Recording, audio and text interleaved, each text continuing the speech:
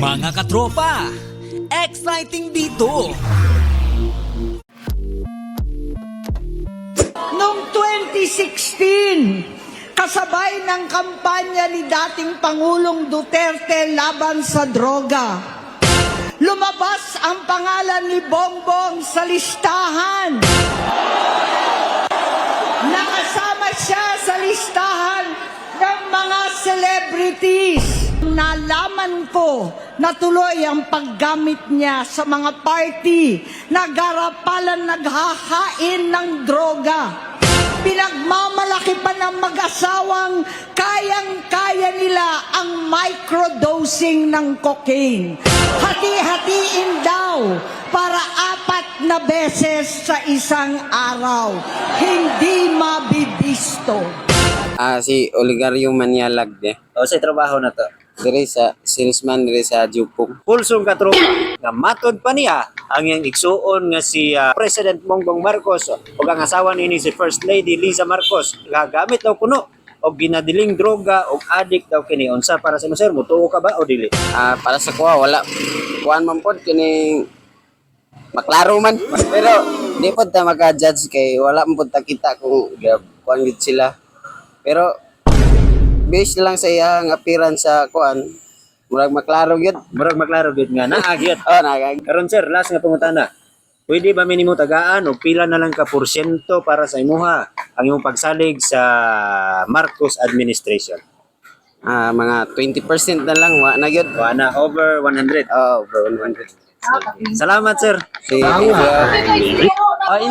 Interview. Uso ang istorya ug balita ang labot niining pahayag ni Senator Amy Marcos nga kining iyaha ko nung igsuon nga si President Bongbong Marcos o kining iyaha nga asawa si First Lady Liza Marcos nagagamit daw og illegal nga droga og addict daw kini. Motoo ba kana ma'am?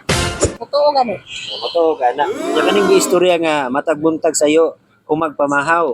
Ano na daw kuno'y marijuana ginagamit si President Bongbong Marcos? Unsa para sa imuhag? Tinuod ba ni o buhat-buhat lang testimonya ni Senator Amy? Wala daw mo kita. O kakakita. Pero sa kaning giingon nga adik, To yugan na. tuog. Pero pa, naatapot ang karon diri sa isa ka mani vendor. Ano mo sa ngalan na to? Gigi. Ma'am, karon uso kayo ning kuan kani nga nahitabo karon bitaw nga gikaingon ta nga pamahayag ni Senator Amy Marcos kay bahin sa iyang igsuon gikaingon nga si President Bongbong Marcos ug kining iyaha nga First Lady Liza Marcos adik kuno kini og gagamit og illegal nga droga. Unsa ika-komento nimo ani ma'am? Balo ang balita. Pero ma'am, hatagan ta kag tsansa maghatag ka og porsyento sa Marcos administration. Pila ka porsyento na lang ang nabilin nga imuha nga pagsalig sa mga administrasyon karon? Di ka tawag sa ma'am? Adi na.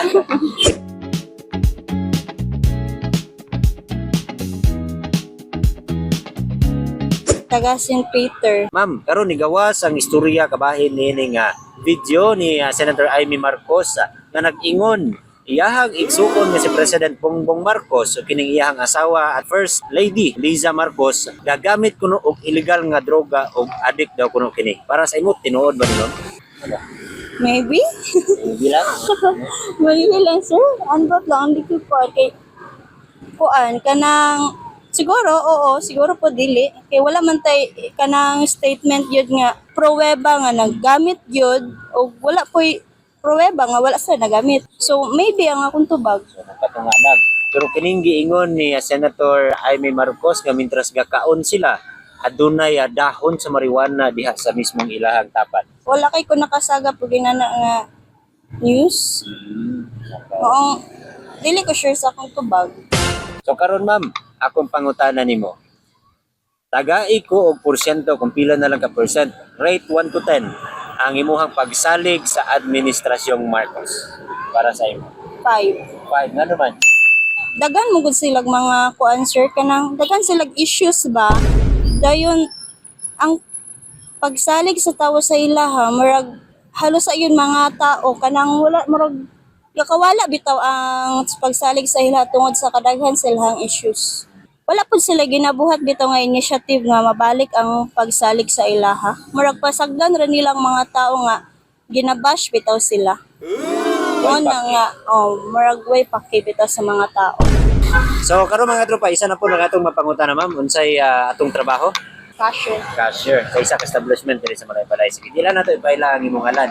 Ma'am, dunay gipagawas nga statement sa Senator Amy Marcos kabahin sa iyahang igsuon nga si President Bongbong Marcos o kining iyahang asawa nga si First Lady Liza Marcos nga tungod daw kini silang duha usa daw ka-adik o gagamit og illegal nga droga. Para sa imo ma'am, tuo ka ba ni o dili? Motoo ko kay daway siya mastorya po tugyang liho. Iyahang droga. Pila ka porsyento i-grade 1 to 10?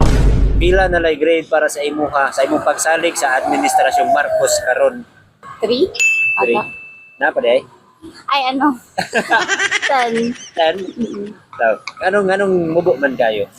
Wala ko'y gakakita daw itong sa Baguio bitaw sa Cebu. Wala. Mga katropa, exciting dito!